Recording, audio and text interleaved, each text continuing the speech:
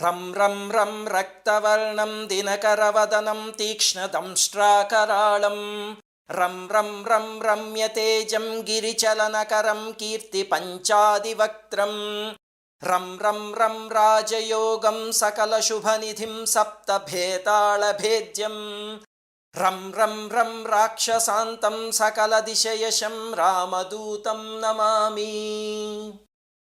खं खं खं खड्गहस्तं विषज्वरहरणं वेदवेदाङ्गदीपं खं खं खं खड्गरूपं त्रिभुवननिलयं देवतासुप्रकाशं खं खं खं कल्पवृक्षं मणिमयमकुटं मायास्वरूपं खं खं खं कालचक्रं सकलदिशयशं रामदूतं नमामि।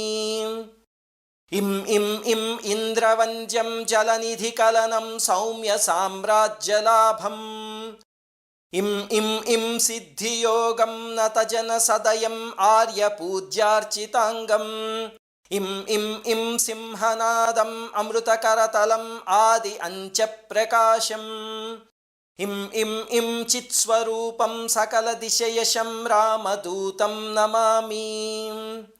सं सं सं साक्षिभूतं विकसितवदनं पिङ्गलाक्षं सुरक्षं सं सं सं सत्यगीतं सकलमुनिनुतं शास्त्रसम्पत्करीयं सं सं सं सामवेदं निपुणसुललितं नित्यतत्त्वस्वरूपं सं सं सं सावधानं सकलदिशयशं रामदूतं नमामि।